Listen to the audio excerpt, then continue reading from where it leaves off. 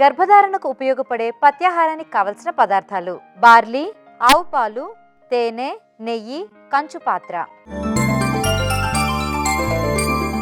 గర్భధారణకు ఉపయోగపడే పత్యాహారానికి కావలసిన పదార్థాలు ఏంటో చూసాం కదా. దాన్ని ఎలా తయారు చేసుకోవాలో ఇప్పుడు డాక్టర్ గారిని అడిగి తెలుసుకుందాం. డాక్టర్ గారు, ముందుగా ఏం చేయాలంటారు? దీన్ని ఏంటంటే మనం ఒక జావలాగా తయారు చేసుకోవాలి. ముందు స్టవ్ వెలిగించి కడాయి పెట్టుకుందాం.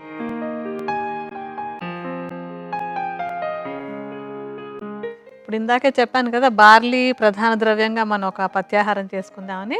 బార్లీని మనం ఒక జావలాగా ఉడికించుకోవాలి. అయితే ఒట్టిగా నీళ్ళల్లో కాకుండా దీన్ని ఆవు పాలలో ఉడికించుకోవాలన్నమాట.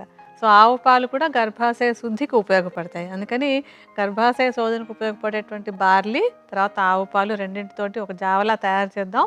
దానికోసం ఏంటంటే ముందు బార్లీ గింజలు తీసి పక్కన పెట్టుకుని తర్వాత ఆవు పాలు తీసుకుందాం. సో బార్లీ గర్భాశయ శోధన కోసం వాడుతున్నటువంటిది. దీన్ని సుమారుగా ఒక గరిటెడు పరిమాణంలో తీసుకుందాం మనం.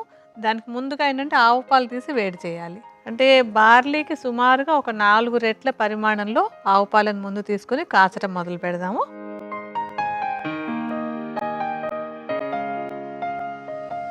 అంటే ఎవరికైనా ఆవు పాలు దొరకకపోతూ ఉంటే అప్పుడు మామూలు పాలు వాడండి.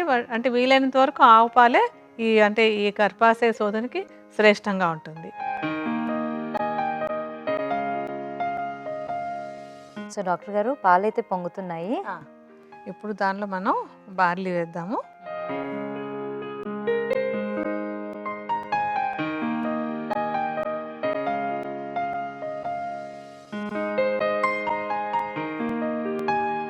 ఇప్పుడు ఈ బార్లీ గింజలు బాగా చక్కగా మెత్తగా ఉడికేంత వరకు దాన్ని మనం మరిగించుకోవాలి. మూత కూడా పెట్టేస్తే కొంచెం తొందరగా ఉడుకుతుంది కదా. బాగా ఉడికిపోయినట్టుంది చూడమ్మా. బాగా మెత్తగా ఉడికిపోయింది బార్లీ అంతాను. ఈ బార్లీని ఏదంటే ఆ గిన్నెలో వేయకూడదు.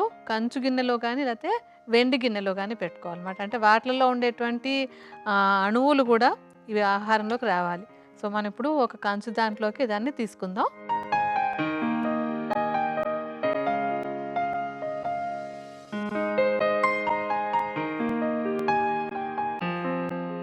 ఇప్పుడు మనం అందులోకి తీసేసుకున్నాక అందులో మనం ఇంకా ఇందాక చెప్పుకున్న ద్రవ్యాలు 2 మిగిలాయి కదా, తేనె తర్వాత నెయ్యిని.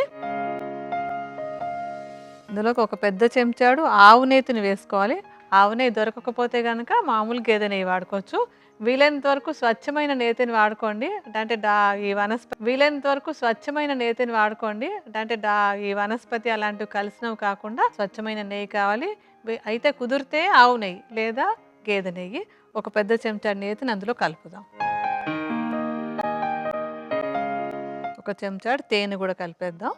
ఇప్పుడు వేడిగా ఉంది కనుక నెయ్యి అందులో కరిగిపోతుంది.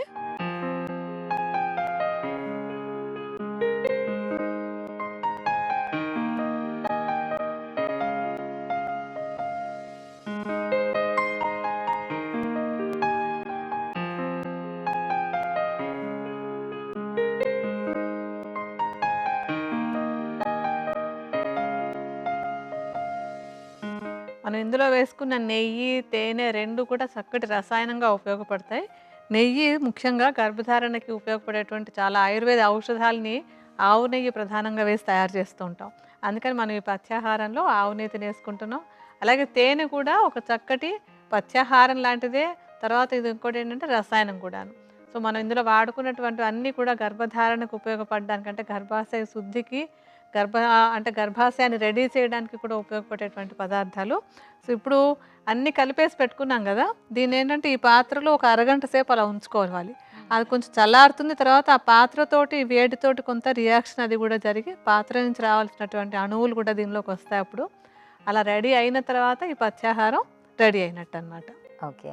సో మరి గర్భధారణకు కావాల్సిన పత్యాహారం అయితే రెడీ అయిపోయింది డాక్టర్ గారు. దీన్ని ఏ విధంగా తీసుకోవాలంటారు? ఇదేంటంటే నెలసరి వచ్చిన తర్వాత 5వ రోజు నుంచి 15వ రోజు మధ్యలో వారంలో 2-3 సార్లు చొప్పున ఒక ఆహారంగా తీసుకోవాలి. అంటే ఉదయం కానీ సాయంత్రం కానీ ఒక ఆహారంగా, అంటే బ్రేక్ఫాస్ట్లోనో సాయంత్రం స్నాక్గానో ఇలా ఏదో ఒక విధంగా వారంలో ఒక 3 సార్లు అంటే నెలసరి వచ్చిన 5వ రోజు నుంచి 15వ రోజు మధ్యలో తీసుకుంటూ ఉండాలన్నమాట.